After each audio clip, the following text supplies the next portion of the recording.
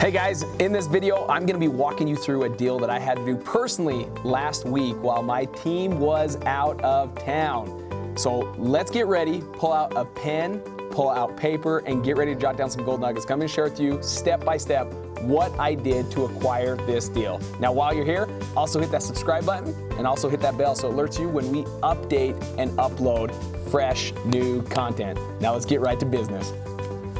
Ain't nothing gonna stop this fire. I can't believe his business is so incredible, and if I can do this, every single one of you can do this. Every single one of you. Something higher. Ain't nothing gonna stop this fire. Hey guys, Cody Hofhine with Wholesaling Inc., the #1 wholesaling coaching program in the nation. And like I said, we're gonna deep dive a case study, a deal that I just did last week. My team was down in a place called Lake Powell. My business partner had taken them down there to reward them for an awesome third quarter, first, second, and third quarter, I should say, where they're hitting their goals consistently. And so every year about this time in September, we take them down on the houseboat, down to go team build, but also reward them for just incredible team play. So let's rock and roll. While they're away, I had to put the gloves back on and hop in the rings, right? So I'm sitting there in my office and I have our executive assistant. She comes in, she's like, Cody, there's a deal. I'm like, whoa, you're on phones today? Because even some of our cold callers or even like people that answer the phone were down on that trip. She's like, yeah. She's like, I think I've got a good one for you. I said, okay, tell me a little bit about it. And without her even being on that phone that often, she did so many things right. And I want to point that out. So the main questions that she asked, she says, I really just got like some of the details on what the home is, like what's the bed and baths. And I was asking them why they're selling. They're like, well, we just want to sell quick. We inherited this from my mom and she passed away. And it's been like many months going through probate. It's been nothing but a headache. And we're done. We just want to be out. Now, here's the beautiful thing. This video, why this works so much, I want you guys to understand this. Be willing to ask the crucial questions or the difficult or tough questions. So many times we shy away from the difficult and tough questions. When she heard this, she still went in and asked some difficult, tough questions, even though they already sounded like, hey, I just want to sell, let's make this happen. She says, now, have you considered listing this with a real estate agent? For most people, you would naturally think, why would I dare ask this? Why do I want to try and lose this deal to a realtor listing it?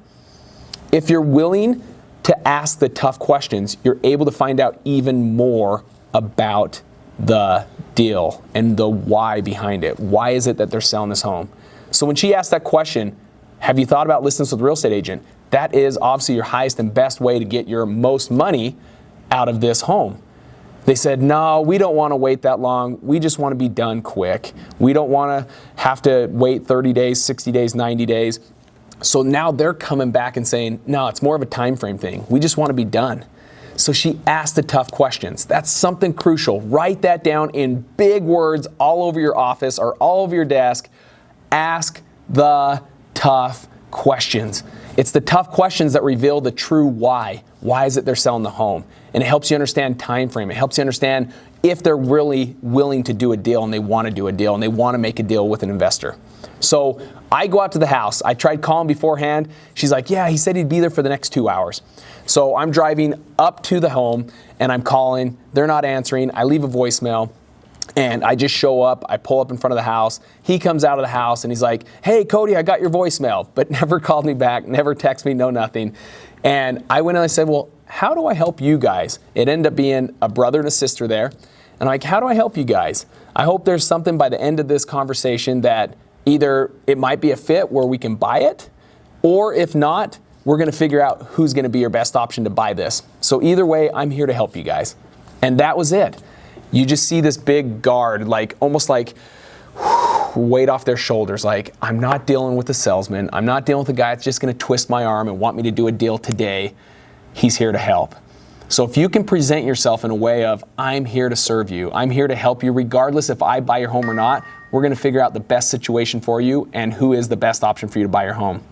So we go in the home and we start talking about them. Notice I didn't talk about the home. I didn't talk about what needed to be fixed up or repaired. I just simply sat on a chair in the living room while the two of them sat on the couch across from me. And I said, tell me a little bit about this place. What is it about this place? It sounds like it was your mom's and you inherited this. And they're like, yeah, and it's been difficult because it went through probate. She didn't have it in a trust. And so by going through probate, it took us 6 months. And I'm like, ouch.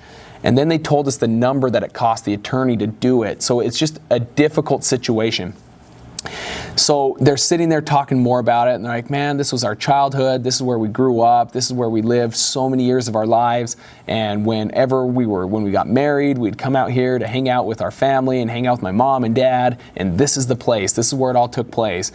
And then we got up, and I'm pointing at the backyard. I'm like, did you guys like play in the backyard at all? Like, what was it that you loved to do? And he's like, oh, actually, you know what? And he takes me to the front room. See all these homes out here?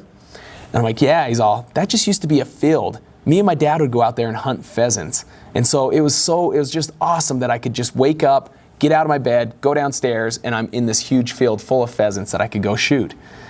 And he started telling me their childhood. He started telling me how their childhood friends had grown up, and some had gone and moved out of state and some hadn't, and what they loved to do as children, what they loved to do as teenagers. And they just started opening up, sharing their whole story.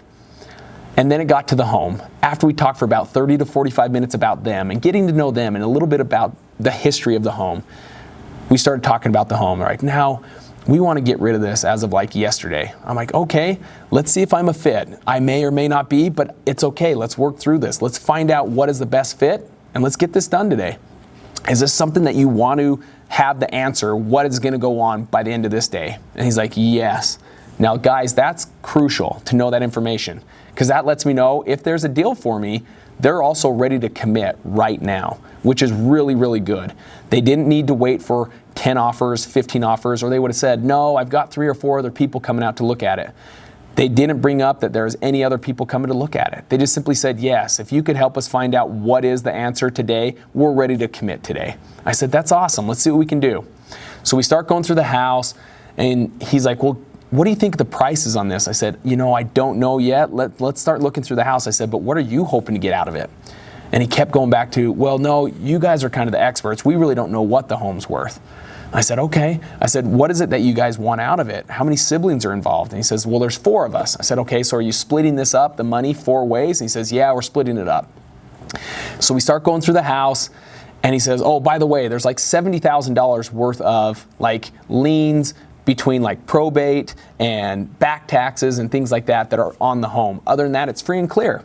I said, okay, let's start looking at that. So what number are you looking at? He's like, we don't know, but we think this home can sell for about $300,000 in here. Now, I had done my homework before. I had someone on my team that sent over. I said, hey, while I'm driving up there, send me what homes are selling for fixed up.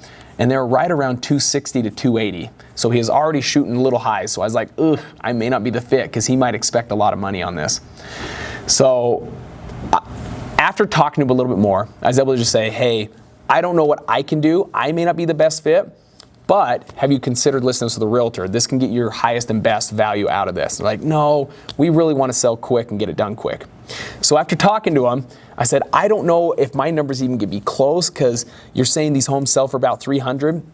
I don't know if my team can get 300 out of this house when it's all fixed up. So I just don't know if I can do that.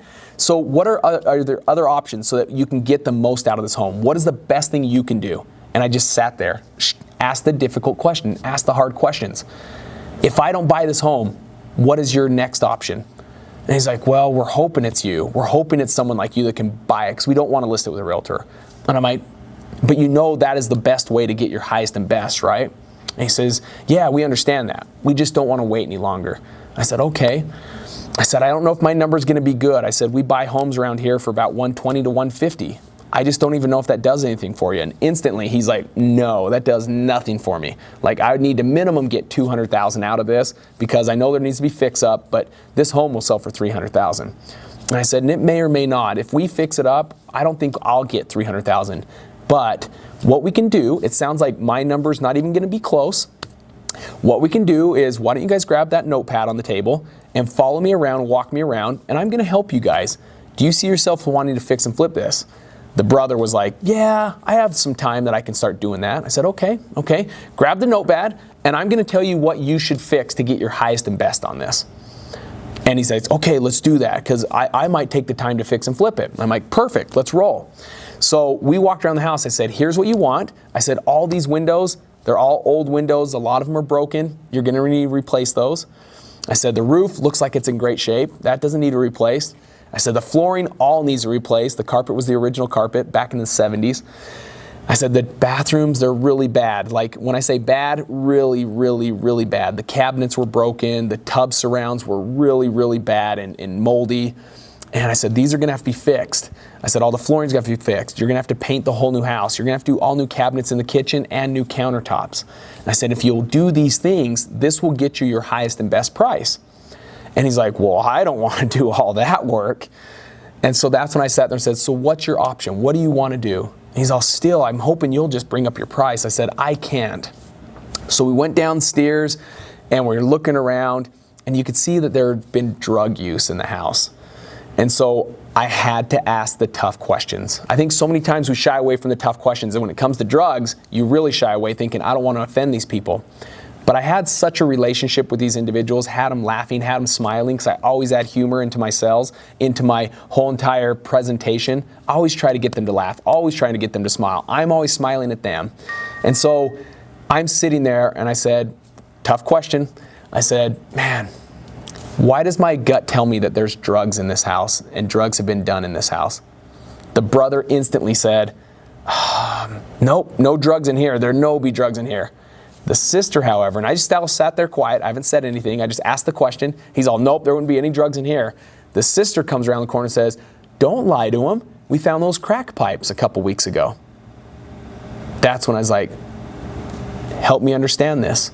You're saying there's no drugs. She's saying we found crack pipes. Just help me understand. Guys, I may or may not, and I keep telling them, I may or may not be the fit anyways. So I'm just trying to help you guys the best way, whether it's me or someone else. I said, but if meth and all these other drugs have been done in here, there's gonna have to be some cleanup done now. I said, and that can cost you quite a bit. And if you fix it up without cleaning it, most retail buyers are now getting that test done. And if it comes back positive, they're gonna cancel the contract. And now it's gonna be basically a house that's flagged until it gets mitigated and cleaned up. And he says, yeah, I mean, I guess we kind of knew that there was probably meth in here, and so that's why we don't think we want to sell it to a retail buyer. And I said, okay. I said, again, guys, be as honest with me as you can. I know it's hard to say those things, and no one wants to know that there's meth in their house, but let's work together, because I may not be your buyer, I may be your buyer. I said, but now knowing that, now I know why my price has to be around the 150 zone. I can't go any higher than that, because I know what's going on in the house. And he says, yeah, we can't go that low. And I said, so here's the thing. You would now need to mitigate any of the drugs, make sure that that's not in the house. And I said, depending how bad it is, depends on how bad the cleanup could be. I said, but you could do this. You could manage this. There's crews out there that will clean this up. And he says, I don't want to manage it. I just need to get 180. And I'm like, I can't give you 180. But what if I could come up to like 155? And we started going through the question. Ultimately, guys, because we were able to ask the tough questions, had I not asked them if there were drugs in the house and ask them that, hey, have you thought about listing with a realtor? And when he kept pushing off like, no, we don't want to list it with a realtor. No, we don't want to do it on the retail market. We just want to sell it to an investor. Something was already telling me, go further, ask some more tougher questions. Ultimately, guys, because I was willing to ask the tough questions, the questions about the realtors, the questions about if there's drugs in the home, we were ultimately able to get this home under contract for $160,000. Now the home will probably fixed up, sell anywhere between probably $260,000 to $280,000. And yes, it sounds like there could be drugs in it, but we were able to get our price or get him down from $200,000 because we asked the tough questions. Be willing to ask the tough questions so that you can get the deals at your price. Don't shy away from them. Don't be afraid of them. Don't think it's going to offend them. If you can add a smile when you ask these questions and almost be like you're on their side. I'm asking this in behalf of, I want to serve you. I want to help you. For most of that deal, I wasn't even acting like the buyer. I wasn't even acting like the one interested. I was just there genuinely serving them on how they can get the most and the best out of their home. But because I took the time to serve them and ask the tough questions, I was the one that was able to put the home under contract at our price, and it's going to be us purchasing the home. So this is something going forward that you need to do. Don't care about the house. Care about the people. Serve the people. And also show them, I may or may not be a fit, but I'm here to serve you. I'm here to help you. If you can do this, you will get more deals. Now, guys, if you've been on this for multiple times and you've been watching our Wholesaling Inc. YouTube channel, I want you to comment down below, say, I'm back. But also, if this is your first time, I want you to put first time. And for those of you that are first time watchers, welcome to our channel. I hope you watch many more so we can help you get your first real estate deal or next real estate deal. Also, while you're here, type in the comments down below. Have any questions about how to ask tough questions? What are more tough questions? I'll be glad to fill in what are tough questions that we normally ask all the time. But ask the questions that will help you. Let us take time to chime in and serve you and show you what you can do to become better wholesalers so you can get your first deal or your next deal. Also, while you're here, hit that subscribe button and hit the bell so it alerts you to let you know when we upload fresh new content. Take care, guys, and I'll see each one of you on our next video.